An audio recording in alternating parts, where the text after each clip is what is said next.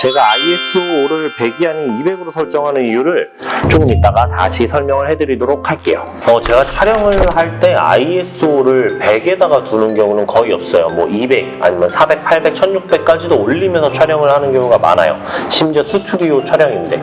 근데 그런 이유가 일단 첫 번째는 광량이 세면 아이들 눈에 굉장히 부담이 많이 됩니다.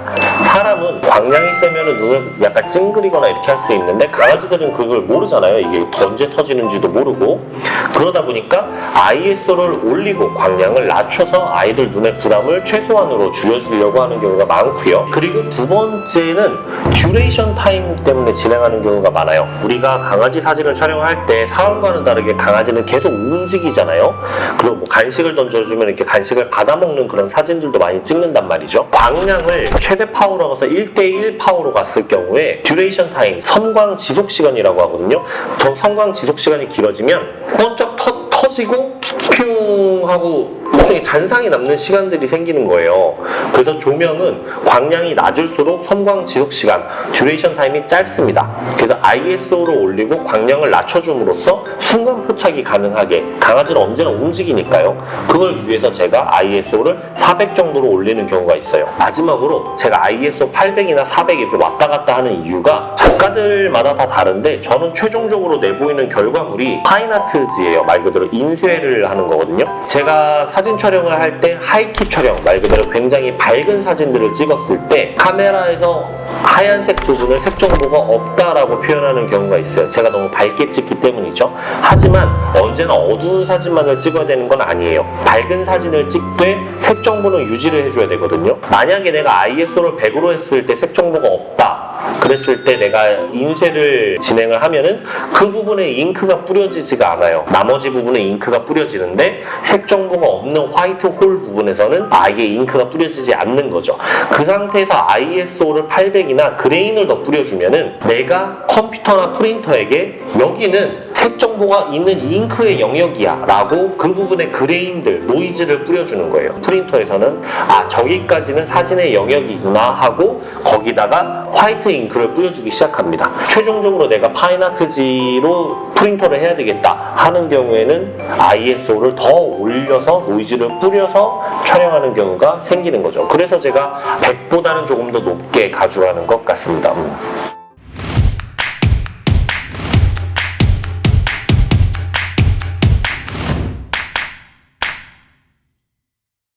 네, 안녕하십니까. 포토그래퍼 염호영입니다. 이번 2부에서는 1부와는 다르게 1부에서는 조명을 거의 정면이나 45도에서 많이 사용을 했었죠. 2부는 응용 촬영법입니다. 얼굴이 간지럽다 해서 제가 대신 긁어드리겠습니다. 조명의 각도를 바꿔서 촬영하는 응용 촬영법을 몇 가지 알려드리도록 할게요. 여태까지는 정면이나 45도에서 사용을 했다고 하면 지금은 스플릿 조명이라고 해서 거의 측면에서 조명을 사용하게 되죠. 제가 오늘 하고 싶은 촬영이 뭐냐? 저쪽에 보이는 로마 사진 지금 보이십니까? 로마 사진을 보면 배경도 시커먼데 로마의 측면 얼굴만 환하게 잡혀있죠. 저 사진을 찍을 거예요. 말 그대로 우리가 촬영을 하는 백라이팅 촬영과 비슷하게 진행을 할 건데 백라이팅 촬영법도 할 거고 스플릿 촬영법도 할 거예요. 일반적으로 우리가 스플릿 촬영을 할 때 보면은 이 조명을 옆에서 사용을 하게 되잖아요. 그러면은 조명에서 나오는 빛이 배경지에 닿아요. 색이 선명하게 나오거나 배경지가 밝게 나오는 그런 효과를 갖고 오게 되는데 지금 할 촬영은 배경을 완전히 블랙으로 가져가고 싶기 때문에 검은색 배경지를 뒤쪽으로 훨씬 밀어놨어요. 조명에서 나오는 빛이 닿지 않기 위해서 세팅을 해놨거든요. 하지만 촬영을 하게 되면은 아마 빛이 닿을 거예요. 각도상. 그래서 완벽한 스플릿 촬영이 아니라 스플릿에서 조금 더 정면으로 조명을 돌리도록 합니다. 로마는 조금만 더 옆을 보자. 그렇지, 잘했어. 이 상태에서 촬영을 하게 될 경우에는 배경이 완벽하게 블랙으로 나오는지 한번 확인을 해보도록 할게요. 지금처럼 촬영을 하게 되면 배경이 완벽하게 블랙으로 나와 있는 것을 볼 수가 있어요. 완전한 스플릿보다는 조금 더 각도를 앞쪽으로 돌려서 렘브란트 조명법을 사용하는 게 좀 더 임팩트 있는 그런 사진을 볼 수가 있죠. 사실 제가 다른 데서는 공개한 적이 없는 아주 심플한 촬영법인데 우리가 일반적으로 알고 있는 백라이팅 조명은 검은색 배경에 피사체를 촬영을 했을 때 이 테두리, 림라이트가 모든 게 다 빛이 나려면 인물 촬영을 할 때는 뒤쪽에서 조명이 왼쪽 하나, 오른쪽 하나, 천장에 하나, 총 3등의 조명이 동시에 터져야지 모델의 이 림라이트, 헤어라이트 부분이 다 빛나게 촬영을 할 수가 있거든요. 반려견은 단 하나의 조명만으로도 그런 촬영법이 가능해요. 요거는 제가 정말 애용하는 다이소에서 파는 폼보드예요. 하얀색은 우리가 반사판으로도 쓰기가 쉽고, 검은색은 검은색 반사판으로 쓰기도 쉬워요. 백라이팅을 강아지 사진을 촬영을 할 때에는 배경을 폼보드로 잡아줍니다. 아까랑 별 차이가 없죠? 큰 차이는 없을 거예요. 하지만 이 조명을 폼보드의 뒤에다가 놔서 배경을 밝혀줍니다. 그러니까 원래는 백라이팅 촬영을 할 때 실루엣 촬영을 하려면 왼쪽에 하나, 오른쪽에 하나, 그리고 상단에 하나가 카메라 쪽으로 번쩍여서 테두리를 밝혀주는 거였었거든요. 하지만 지금 하는 방법은 라이트 하나만으로 배경에다 반사를 하면은 이 하얀색 벽 전체가 일종의 반사판이나 소프트박스가 되는 거예요. 그 앞에 검정색 폼보드가 있는 거죠. 한번 촬영을 해보도록 할게요. 로마 간식 봐야지. 간식. 슉. 그렇지. 거기지. 그렇지. 지금 보시는 것처럼 조명 한구와 폼보드 검정색 이용하면은 배경 자체가 다 밝아지니까 조명을 하나, 둘, 세 개를 동시에 터뜨릴 필요가 없어요. 한 등으로도 충분히 가능합니다. 이게 인물 촬영 때는 광량이라든지 폼보드가 작아서 힘들 수 있는데, 반려견 같은 경우에는 지금 세팅으로도 충분히 백라이팅 촬영법을 할 수가 있거든요. 이게 같은 백라이팅인데 배경을 블랙으로 두는 게 상당히 어려운 기술 중에 하나인데, 우리는 한 조명 하나로도 충분히 할 수 있다는 거, 이게 꿀팁 중에 하나입니다.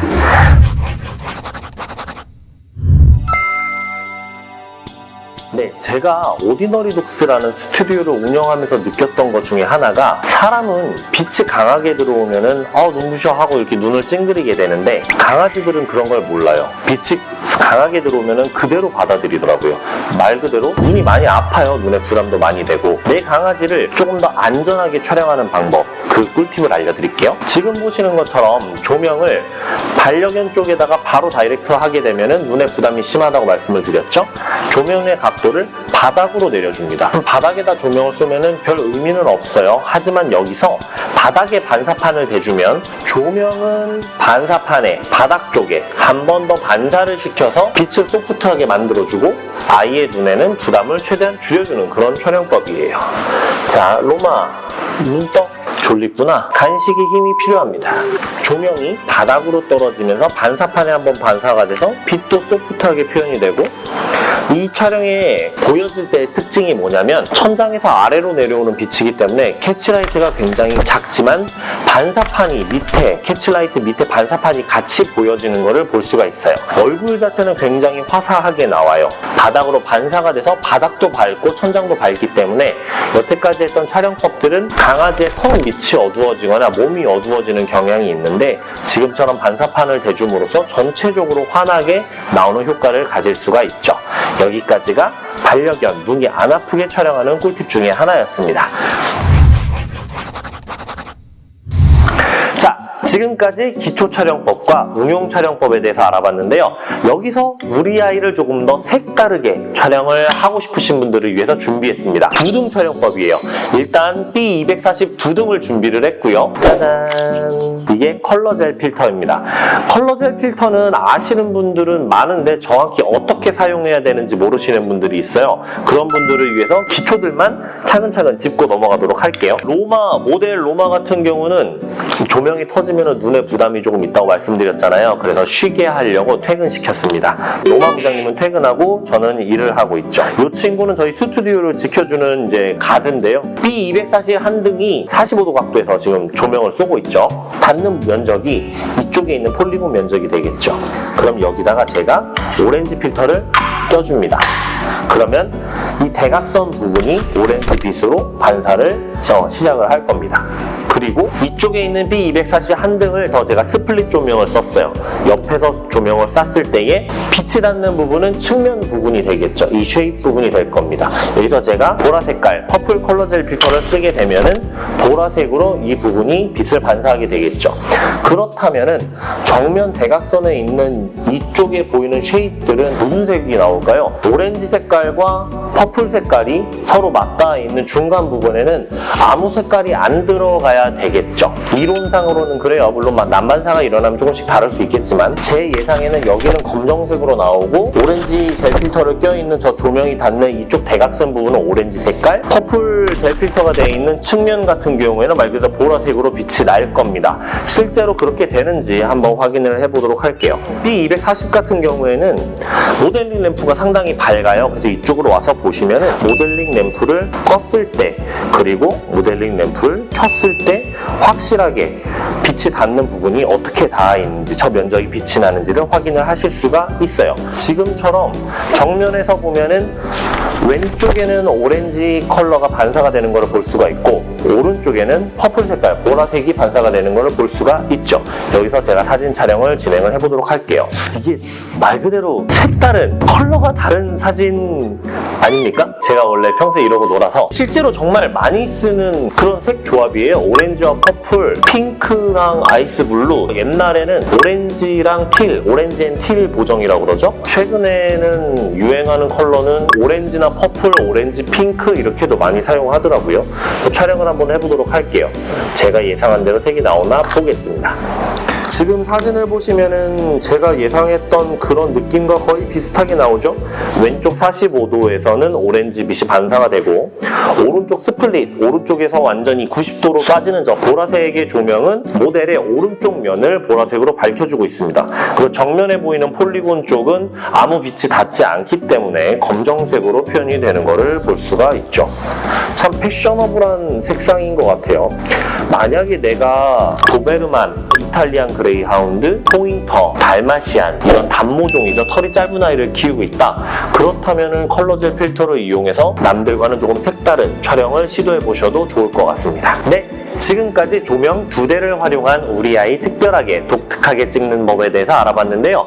혹시나 궁금한 점이 있으시면 댓글로 달아주시면 성실하게 답변할 수 있도록 하겠습니다. 저는 다음에도 좋은 반려견 촬영법으로 인사드릴게요. 안녕.